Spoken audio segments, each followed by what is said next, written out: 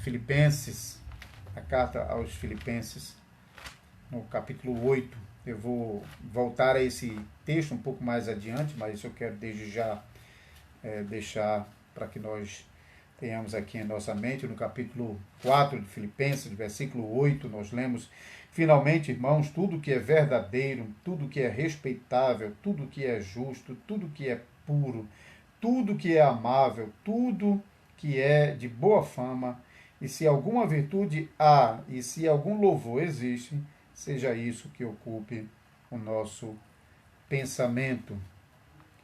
O que também aprendeste, recebeste e ouviste, e viste em mim, isso praticai, e o Deus de paz será convosco. Então, esse versículo nos ensina que a nossa mente, assim como a totalidade do nosso corpo, deve estar dedicada ao Senhor, e nós devemos exercitá-lo nas obras de piedade, nessa luta contra esse mal tão terrível que é a pornografia. Muito bem, irmãos e irmãs que estão conosco a partir desse momento, eu vou, durante esse programa e no tratamento desse assunto da pornografia, eu vou citar agora e estou fazendo uso de um artigo que foi publicado pela revista Diaconia. Se você não conhecia a revista Diaconia, acesse revistadiaconia.org. É um site que disponibiliza conteúdos que auxiliam no trabalho de pastoreamento do rebanho. Então, não é um site de teologia, mas é um site que oferece recursos úteis no tratamento de várias questões ligadas com a Igreja de Cristo. Então, para aqueles que estão no ofício, então vai encontrar muito subsídio lá para usar no seu trabalho, no dia a dia. E mesmo aquele que não está no ofício pode ser aproveitado o conteúdo ali, porque como cristão pode crescer e amadurecer na fé em Cristo Jesus. Junto com o artigo da revista Diaconia, eu estou usando material que recentemente eu empreguei numa das pregações, nesse momento aqui na congregação em Caruaru. Eu estou numa série de pregações na primeira carta aos Tessalonicenses, e recentemente, no capítulo 4, eu preguei do versículo 1 ao 8, falando sobre santificação e a nossa luta contra a prostituição. Então, eu estou me aproveitando também do material que eu usei naquele momento em que eu estava preparando a pregação.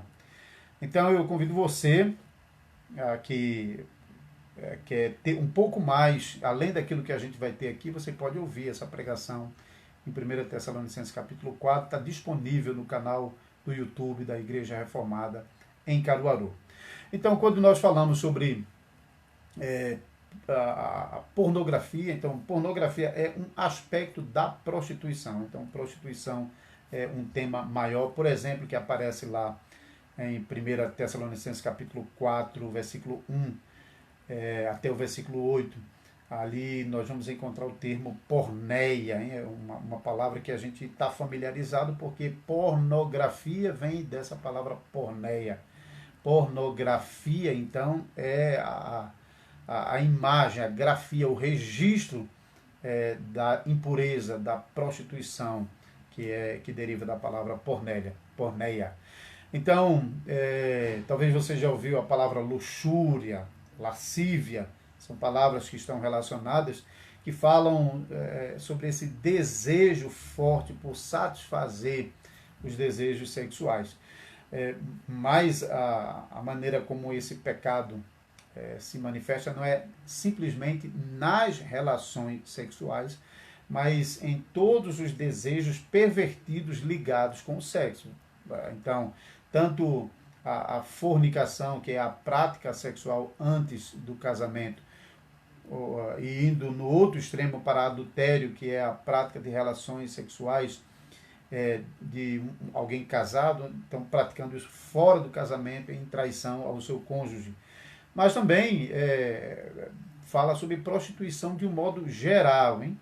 Então, quando pessoas estão apresentando o belo que há no seu corpo, quando pessoas estão expondo o corpo a partir de roupas que expõem parte do seu corpo, roupas extravagantes. Então, todas essas coisas estão relacionadas com o pecado sexual, que, por sua vez, está debaixo do 7º mandamento, que fala sobre a santidade do sexo, particularmente no casamento, mas também fora do casamento. Então, mas hoje o nosso ponto aqui é tratar mais especificamente esse pecado relacionado com o sexo, o pecado de prostituição, no aspecto de pornografia. Então, nós vamos tentar ficar mais fixo nisso, embora a gente já fica de antemão sabendo que esse pecado não se restringe à pornografia, mas de fato ele é bem geral.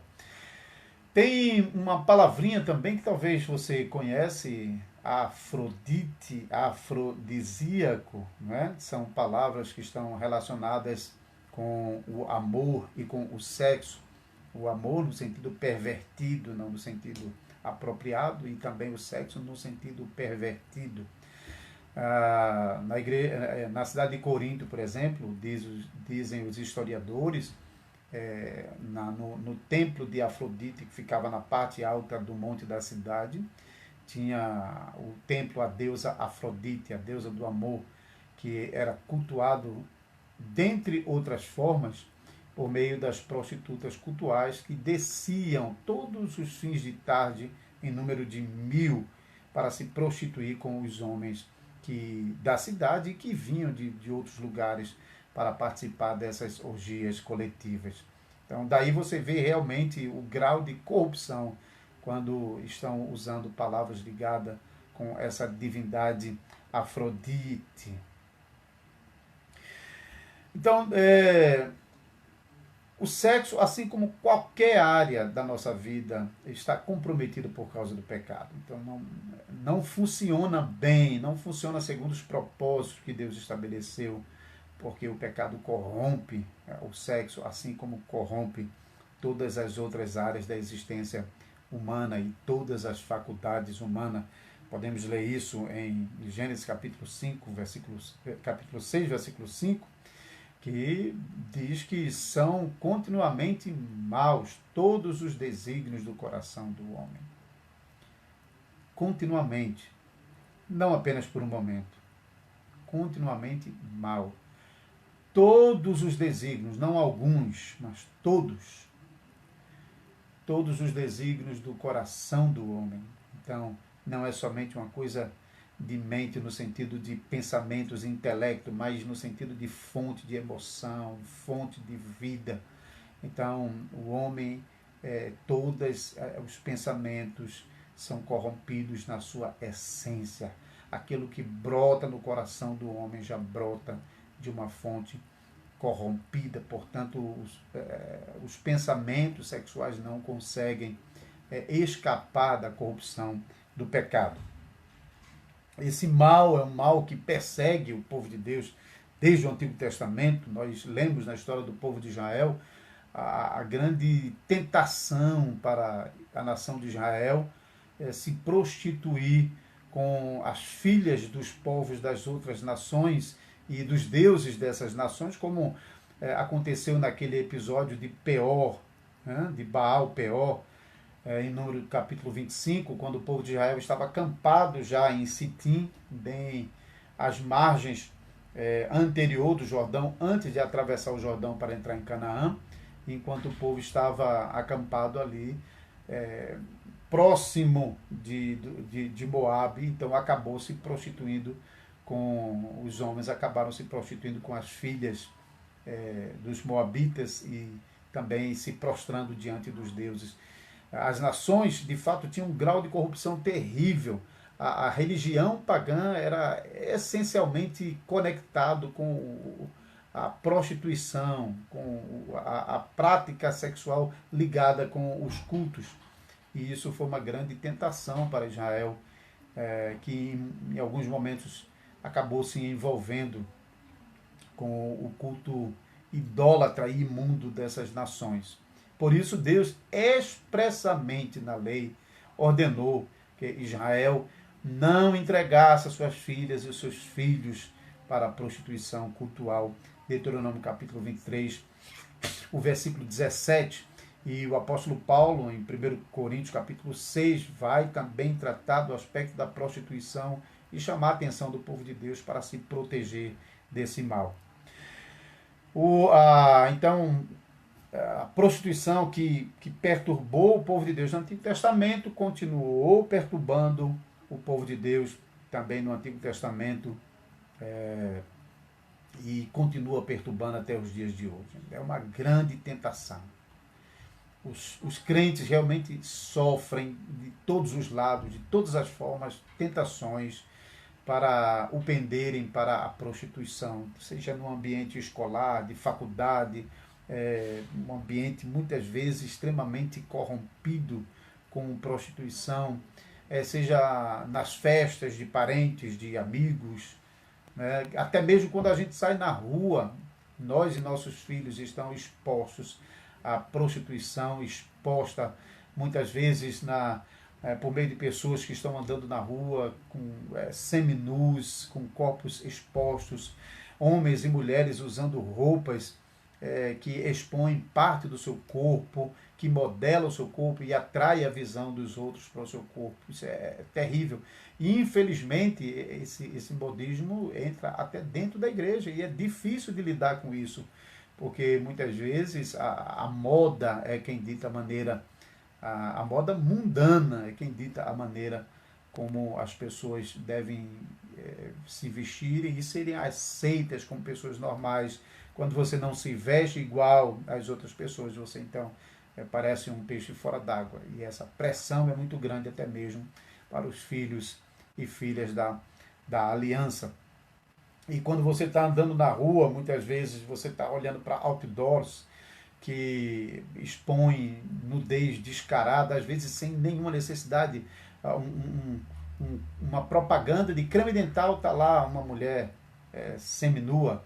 Uma propaganda para mostrar o pé, a percata no pé, então mostra às vezes o homem ou a mulher nua ou seminua. Realmente uma apelação muito grande, e essa pressão de prostituição em volta da gente o tempo todo, seja por meio de música, seja por meio visual, seja por contatos, é uma pressão realmente muito grande. Nós temos que admitir, é um grande desafio, uma grande tentação para os filhos e filhas de Deus, que está cercado nesse mundo com todo tipo de prostituição.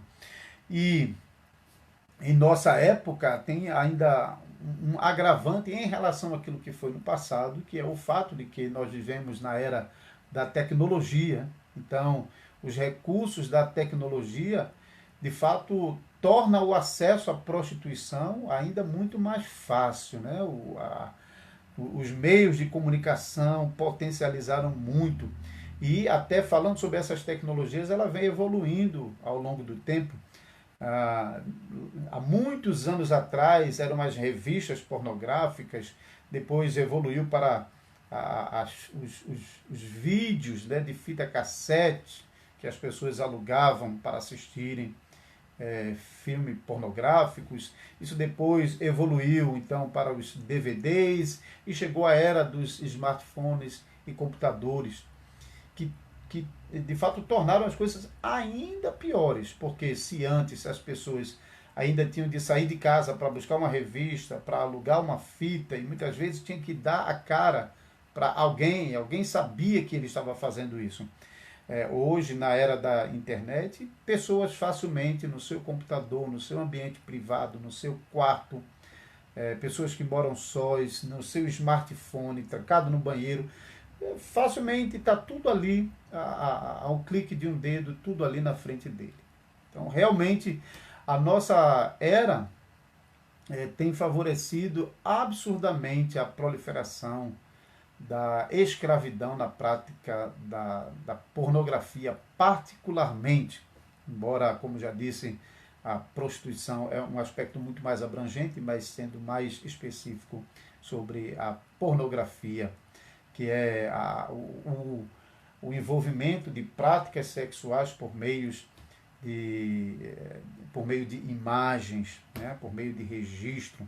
o que leva a pessoa a ofender, então, por meio dessas imagens, o seu próprio corpo. De um lado, cristãos têm mais chances de lidar com esse problema, com esse pecado, e tem muito mais chance de escapar da escravidão ao pecado e idolatria do que pessoas que não são cristãs. E quando eu falo sobre cristãos, não estou pensando naquele cristão nominal, naquela pessoa que meramente frequenta a igreja, mas pensando sobre cristãos praticantes, homens e mulheres que estão levando a fé cristã a sério. Elas têm mais chances de conseguirem escapar das garras da pornografia, porque elas estão vivendo uma vida dedicada a Deus. E quanto mais nós estamos dedicando a nossa vida a Deus, incluindo também o nosso corpo, menos estaremos vulneráveis a cairmos nos aprisionamentos que esse pecado tem lançado sobre muitas pessoas. Então, mas apesar disso, é fato que mesmo os crentes não estão escapando. O crente não escapa do pecado de idolatria, de pornografia. E não adianta, se ele é de uma igreja considerada uma igreja histórica, firme, ou se é de uma dessas igrejas modernas, se é de uma igreja considerada conservadora, ortodoxa, ou de uma igreja considerada uma igreja mais liberal. Não importa se é um membro da congregação, se é alguém da liderança, se é um pastor, ou um presbítero, ou um diácono. Não importa se é um crente maduro, antigo na fé, se é um recém-convertido. Esse pecado não poupa ninguém. Nós, como cristãos, realmente devemos ter muito cuidado e devemos reconhecer que é um grande desafio para todos nós, é um grande desafio para mim, e é um grande desafio para você também. Nós precisamos ser bem francos nesse particular. Ninguém está livre de cair nesse pecado. E mesmo quando não sabemos de um caso específico em nossa igreja, em nossa congregação, isso não significa que a nossa congregação escapou, porque sempre há a possibilidade de alguém na congregação esteja nessa prática de pecado e está, então, praticando pornografia às escondidas. Então, e especialmente considerando que, como cristão, não é uma coisa, não é como o mundo trata a pornografia. O mundo trata a pornografia abertamente, sem vergonha, sem receio, mas não é assim com o crente. Um crente, ele realmente, às vezes, ele está caindo nesse pecado, mas ele reconhece que isso é errado, reconhece que é pecaminoso e ele tem vergonha disso. E por causa disso, o pecado fica num ambiente privado. E muitas vezes está acontecendo na igreja, mas ninguém na congregação está sabendo, nem mesmo a liderança está sabendo para fazer alguma coisa. E do outro lado, seja alguém da própria liderança ou algum membro da congregação, de vez em quando tem dificuldade para procurar ajuda de alguém, porque às vezes não confia de compartilhar esse assunto com um irmão mais maduro, com uma irmã mais madura, a fim de pedir orientação, de pedir ajuda. E, infelizmente, às vezes, não tem coragem de compartilhar nem mesmo com os seus oficiais. Isso é muito triste, porque os homens de Deus deviam estar prontos para orar com essas pessoas e para pedir a Deus junto com elas, lutando junto com elas, para se libertar desse vício maldito. E as coisas ainda podem piorar. Pessoas que estão envolvidas na pornografia, elas podem realmente agravar o quadro terrivelmente. Porque se começam de uma forma sutil, a tendência é que pouco a pouco ela vai buscando mais coisas, mais novidade, coisas mais agressivas, e vão se aprofundando cada vez mais, e daqui a pouco está envolvido com pornografia infantil, e de vez em quando até está partindo para homossexualidade e para bestialidade até. E não pense que isso é exagero, não. Porque no momento em que pessoas estão se escravizando nesse pecado de pornografia, ele perde os limites. A prova de que ele não tem condições de evitar desembocar em um pecado ainda maior é o fato de que ele não consegue evitar esse pecado em seu nascedouro. Ele não consegue lidar, não consegue evitar. Então ele também não pode garantir que ele não vai dar um passo mais adiante. Na verdade, nesse momento, muitas pessoas que adentraram esse pecado já deram passos adiante e já estão praticando formas mais agressivas de pecado, de prostituição, por meio da pornografia. Então, a situação é realmente gravíssima. É uma situação realmente assustadora. No momento em que pessoas só estão preocupadas com coronavírus e com Covid-19, estão se esquecendo de se preocupar com o pecado, como ele nos assedia, nos rodeia, e enquanto pessoas podem até estar correndo risco de saúde e de vida, mas têm confiança da sua salvação em Cristo Jesus, outros despreocupados completamente com o pecado e totalmente preocupados com essas coisas, estão se tornando vítimas cada vez mais aprofundadas do pecado de pornografia. Agora, existem maneiras de lidar com essa situação e com esse pecado? Sim, claro que existe. Será que nós podemos lidar apropriadamente com esse pecado? Sim, podemos. Será que é possível escapar desse aprisionamento da pornografia? Claro, em nome de Jesus é possível. E Cristo promete isso. Agora, não adianta se pessoas que estão lidando com pornografia considerarem a pornografia como se fosse uma doença. Isso não vai ajudar a resolver o problema. Como também não adianta tratar a pornografia como se fosse apenas um passatempo para fugir dos problemas do dia. Isso não vai lhe dar condição de cuidar apropriadamente desse mal que você está enfrentando, ou alguém que você conhece que esteja enfrentando, ou esses males que você sabe que pode estar acontecendo na igreja, e é bom que nós estejamos preparados para ajudar aqueles que precisam. Não vai. Nós temos que começar reconhecendo que pornografia é pecado contra Deus. Pornografia corrompe as coisas boas que Deus nos deu por meio das relações sexuais. Então, a pornografia corrompe o uso apropriado, a pornografia corrompe o lugar apropriado para as relações sexuais, e a pornografia, como toda prostituição, corrompe o modo apropriado como nós devemos fazer um bom uso dessa bênção que Deus nos deu, que são as relações sexuais. Então, precisamos começar a enfrentar esse problema a partir dessa realidade. Pornografia é pecado, pornografia ofende terrivelmente a Deus, pornografia é corrupção que afeta gravemente a sua existência, e a totalidade do seu ser acaba sofrendo os danos dessa corrupção. A boa notícia, amados irmãos, é que, como todas as coisas na criação, também a área sexual na vida das pessoas é uma área que Cristo está redimindo com toda a existência humana.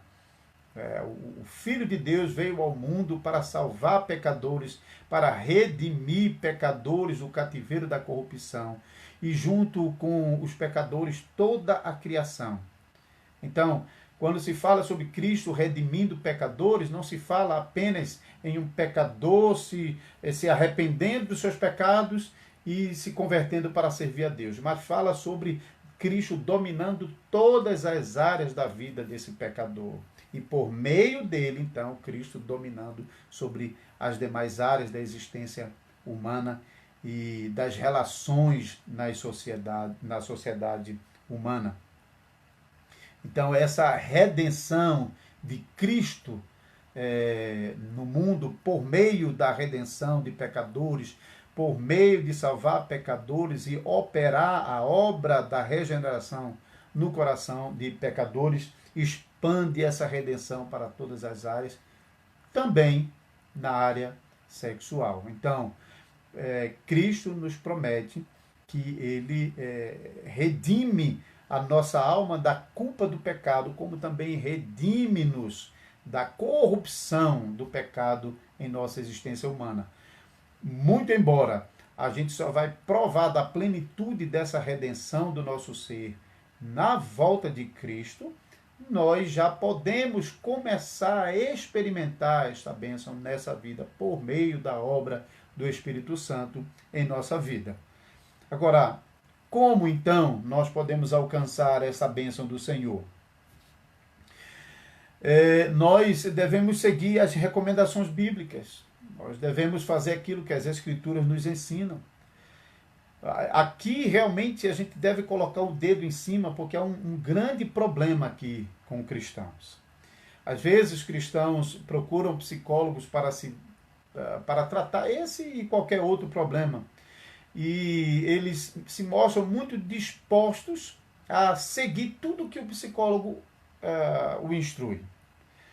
Porém, quando a palavra de Deus, seja a pregação, seja numa visita pastoral com os seus presbíteros, a conversa com os seus presbíteros, quando a palavra de Deus é aberta e a palavra de Deus diz o que o pecador quer fazer, às vezes a resposta do pecador é: eu não consigo.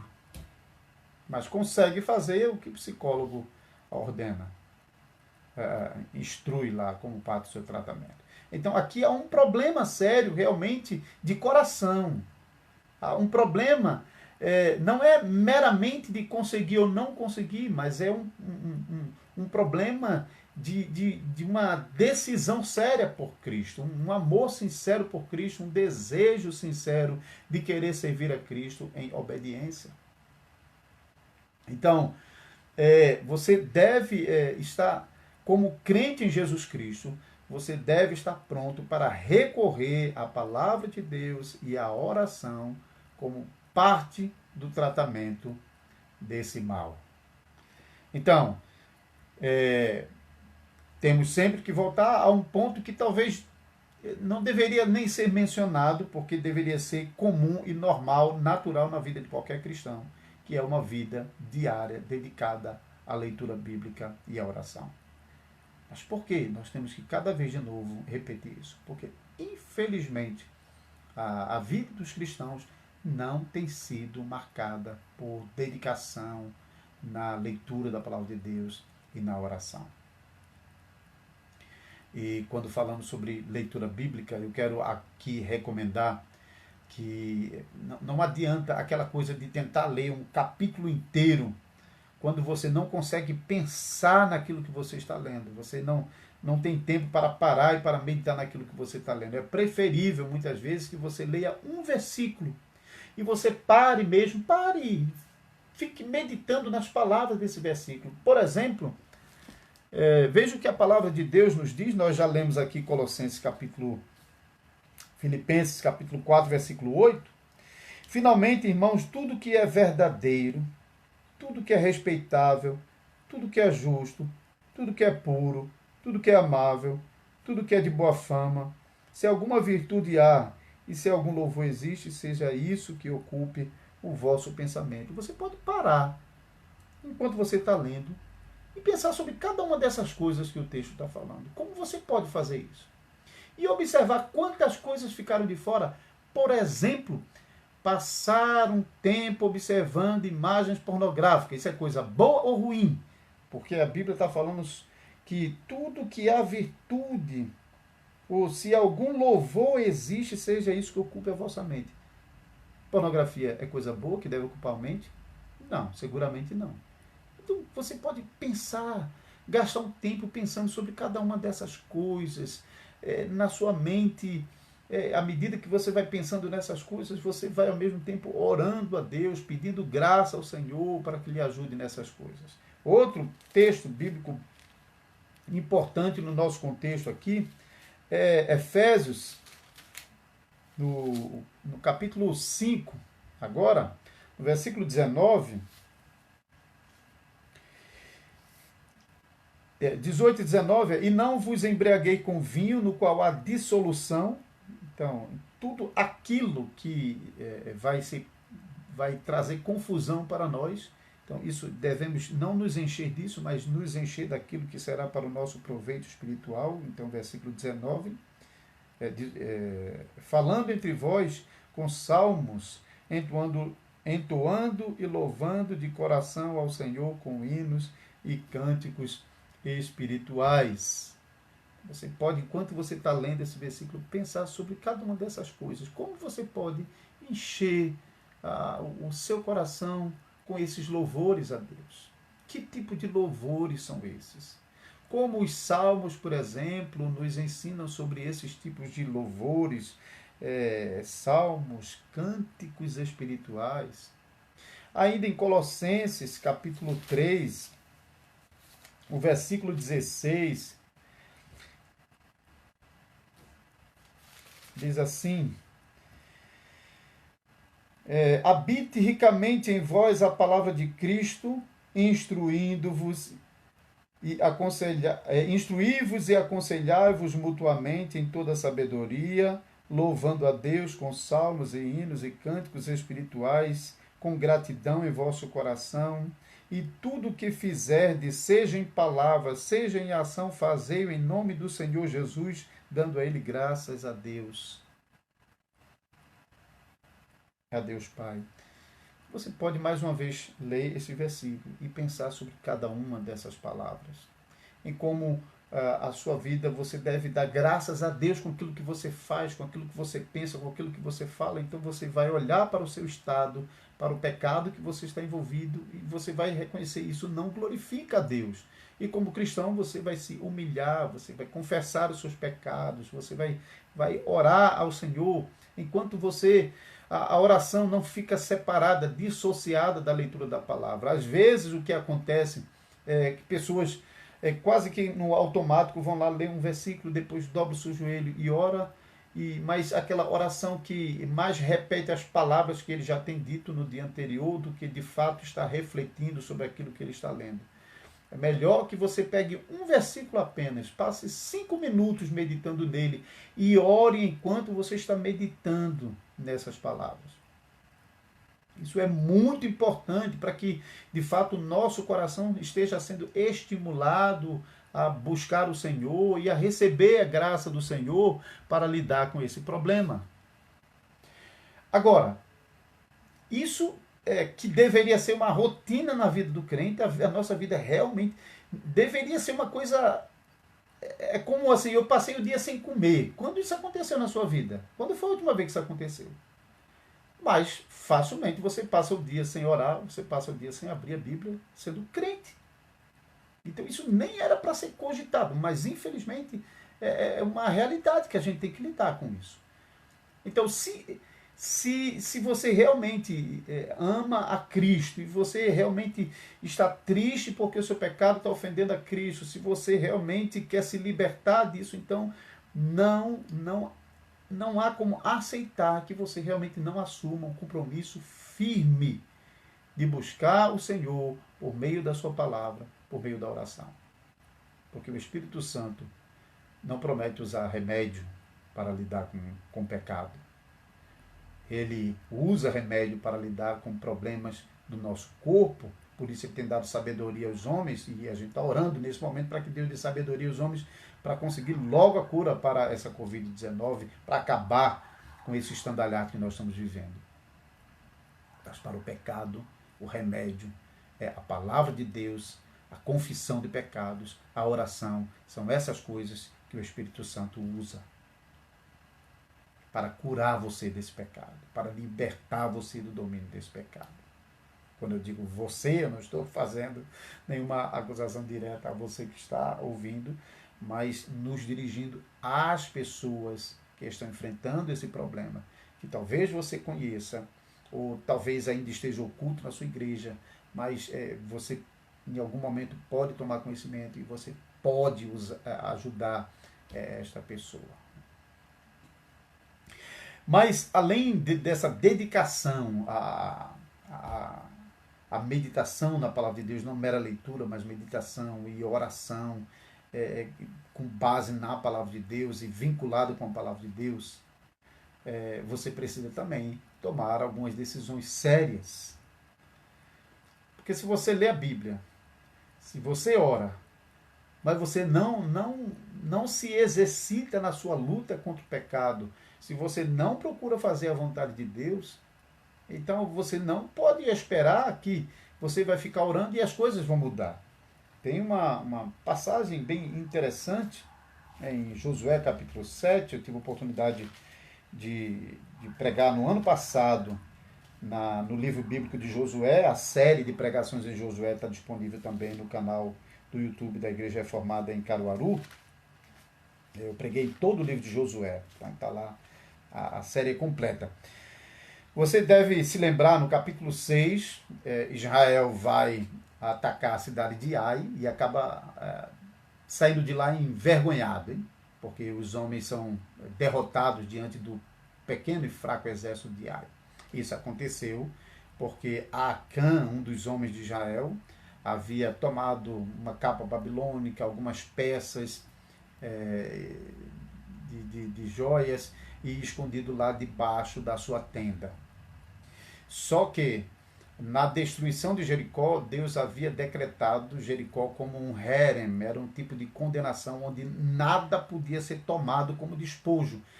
Todas as pessoas deviam morrer e todas as coisas deveriam ser destruídas, e aquilo que fosse separado deveria ser separado para o tesouro do Senhor. Ninguém tinha direito de ficar. Acã sabia disso. Mas ele cobiçou, como ele mesmo confessou posteriormente, essas coisas e tomou para si. O interessante, então, é que o capítulo 7 começa dizendo: prevaricaram os filhos de Israel nas coisas condenadas. Né? Então, Acã pecou, mas Deus está lidando pactualmente com o povo. Então, quando o povo de Israel foge de diante do exército de Ai, e quando chega a notícia para Josué, versículo 6, ancião de Israel, e deitaram pó sobre a cabeça. Eram sinais externos que acompanhavam uma profunda tristeza do coração. Então, esses sinais externos, eles são importantes quando eles são acompanhados realmente da profunda tristeza do coração. Então, jejuns são importantes nesse sentido, oração são importantes nesse sentido, dobrar dos joelhos é importante nesse sentido, quando acompanha um profundo pesar do coração. Mas veja, então Josué orou ao Senhor dizendo: Senhor Deus, por que fizeste esse povo passar o Jordão para nos entregar nas mãos dos amorreus, para nos fazerem perecer? Tomara nos contentaram com lei, pois Israel virou as costas diante dos inimigos. Ouvindo isso, os cananeus e todos os moradores da terra nos cercarão e desarraigarão o nosso nome da terra. E então, o que será do teu grande nome? Sabe qual foi a resposta do Senhor? Versículo 10. Então disse o Senhor a Josué: levanta-te, por que estás prostrado sobre o teu rosto? Israel pecou e violaram a minha aliança, aquilo que eu lhes ordenara, pois tomaram das coisas condenadas e furtaram e dissimularam e até debaixo da sua bagagem o puseram. Josué e os anciãos estavam corretamente buscando o Senhor, mas agora o Senhor diz: por que você está aí orando? Levanta, tem que corrigir o erro. Então, de vez em quando, não adianta, especialmente se você está consciente do erro, não adianta ficar orando, derramando lágrimas, chorando, inundando a cama de lágrimas, se não há um profundo arrependimento no coração acompanhado com as obras que testemunham em favor do seu verdadeiro arrependimento. Não adianta só ficar lendo a Bíblia e orando se você não está realmente buscando a graça de Deus para para lutar e vencer esse pecado com a graça do Senhor. Então, junto com oração, junto com leitura bíblica, tem que ter decisões sérias para lidar apropriadamente com esse pecado. Então, não temos mais tempo, nosso horário já está bem avançado e a gente não tem muito tempo para lidar com isso, mas eu quero pelo menos pontuar aqui algumas situações que você pode acompanhar com a sua oração e com a leitura bíblica. Por exemplo, você deve fazer todo o esforço para passar menos tempo nos lugares em que você sofre maiores tentações nessas áreas. Tem pessoas que... Eu trabalhei em cinema já, fui gerente de cinema há muitos anos, e tem pessoas que, então, vão para o cinema só para ter contatos que despertem o seu desejo sexual. Outros, quando ficam muito tempo em casa, ficam muito suscetíveis a mexer com coisas que estimulam os seus desejos sexuais. Ou que seja qualquer outra coisa. Você tem que lutar para passar menos tempo, para ter menos contato com essas coisas, que é uma grande tentação para levar você ao pecado sexual. Se contatos com algumas pessoas levam a isso, você tem que lutar para evitar esses contatos. Se passar muito tempo sozinho em casa leva você a esse pecado, você tem que cortar isso. Se passar muito tempo no computador leva você a ser tentado a procurar a página pornográfica, evite o computador, evite o seu celular. Outra coisa, toda vez que você tira alguma coisa que está atrapalhando, você tem que colocar no lugar outra coisa que preencha aquilo, porque se você não faz isso, eventualmente você vai retornar à mesma coisa. Então você deve colocar no lugar outras coisas, você deve se ocupar mais, você deve... se você está passando muito tempo em casa e é justamente nesses momentos que você está sentindo mais tentado a pecar, nos pecados sexuais, na pornografia, então passe menos tempo em casa. Trabalhe mais, vai mais para a rua, vai se ocupar. Se o tempo na internet, no smartphone, no computador é quem está gerando mais tentação, use menos isso e faça mais trabalhos manuais. Vai arrumar a casa, vai cortar o capim que está na frente da casa, vai ajudar um irmão ou um amigo que está precisando de um trabalho e sai desse ambiente. Então, diminua, de um lado, o tempo de exposição a esses ambientes que potencializam, então, use esse tempo para fazer outras coisas que lhe ajudem a evitar esse momento. Às vezes você pode dizer, mas isso é muito difícil, porque, por exemplo, eu preciso do celular para lidar com outras coisas. Ou eu preciso estar em casa para resolver outras coisas. É verdade, você tem que usar a sabedoria do Espírito Santo para equilibrar essas coisas. Mas de vez em quando é preferível ficar sem telefone e tentar realizar o trabalho de outra forma, ou é preferível não estar em casa e tentar resolver as coisas de outra forma, do que ficar e estar exposto à tentação. Jesus mesmo ensinou que se o teu braço te faz pecar, arranca-o e lança fora. De vez em quando, a nossa decisão deve ser decisão radical mesmo. Jesus ensinou isso. Que as nossas decisões, muitas vezes, têm de ser decisões radicais. Agora, deixe-me uma palavra final aqui para nós concluirmos. Se você faz parte de liderança de igreja, então, como você deve ajudar as pessoas na sua igreja que eventualmente esteja passando por isso?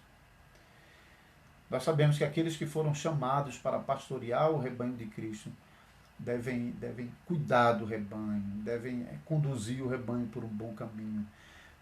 E faz parte do seu trabalho, como um pastor da igreja, como um presbítero, conhecer a sua congregação, conhecer o seu rebanho, conhecer os membros, conhecer as suas dificuldades, conhecer os seus dilemas, os seus problemas, e conhecer também quais são as áreas que eles têm sido mais tentados, para que você possa aí então ajudá-los, orar com eles e a instruí-los com a palavra de Deus. É claro que nesse momento eu quero focar no problema da prostituição, quando você realmente consegue ter esse contato com a sua congregação, com os membros, então você poderá identificar esse problema e então tratar particularmente desse problema, levando aquele membro a lidar com o problema de modo aceitável.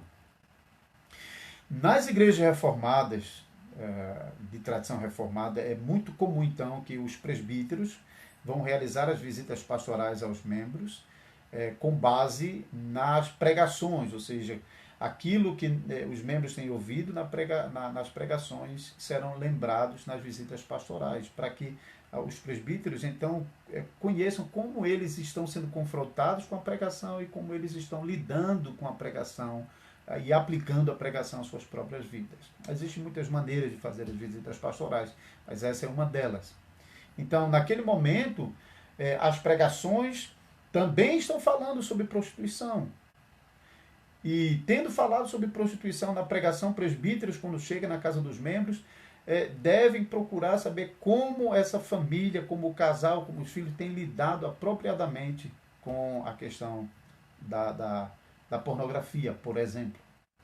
E de vez em quando, o casal, eles não ficam à vontade de comentarem sobre isso um na frente do outro, e igualmente os filhos. Então, é oportuno que os presbíteros, pastores, nas conversas particulares com os membros, façam novamente a pergunta: tem situações na sua vida de pecado que está sendo mais difícil para você lidar? E então, naquele momento, é possível que as pessoas fiquem mais à vontade para compartilhar o seu desafio e então buscar a ajuda da sua liderança. Veja que, por isso, também é muito importante a confidencialidade. Por quê? Porque se essas pessoas não confiam em outras pessoas na congregação, seus próprios irmãos e irmãs, e se não confiam nem mesmo nos seus oficiais, essas pessoas não vão revelar, não vão compartilhar, não vão pedir ajuda, não vão buscar a ajuda que o Senhor nos dá por meio do trabalho dos oficiais da igreja para enfrentar esse problema. Então, confidencialidade é extremamente importante para que a congregação aprenda a confiar na sua liderança e compartilhar as situações tão especiais na sua vida.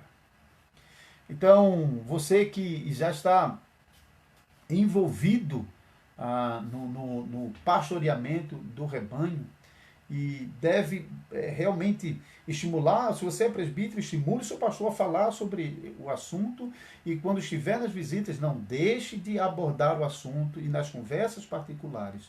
E identificando os casos, deve realmente fazer um acompanhamento de perto, prolongado, duradouro, porque não é um problema que facilmente vai ser resolvido e facilmente, pronto, isso aqui, esse pecado foi resolvido, acabou, não existe mais. Não é tão simples assim, não. E esse pecado pode potencializar, o pecado de pornografia, ele potencializa muitos outros pecados. Pessoas podem chegar ao ponto de cometerem abusos sexuais estimulados por esse pecado. Pessoas que nesse momento estão só por meio de imagem cometendo prostituição, eles são estimulados a se relacionarem com outras pessoas de forma promíscua e agravar ainda mais a sua situação. Então, você que está envolvido no pastoreamento do rebanho, fique de olho, observe a congregação, veja como os casais da igreja estão vivendo, se estão vivendo bem, ore pelos solteiros e ajude os solteiros, as viúvas, eventualmente pessoas que estão separadas, porque muitas vezes as circunstâncias tornam essas pessoas mais vulneráveis, seja elas casadas ou estando vivendo só. Deus ajude. Eu sei que é um desafio muito grande. É um desafio muito grande. Precisamos da graça do Senhor, aqueles que podem ajudar os que estão passando por essas coisas, como também aqueles que estão passando por isso e eventualmente alguém que esteja acompanhando o programa ou que vai assistir esse vídeo depois, ela mesma está sofrendo com essas coisas e precisa de ajuda.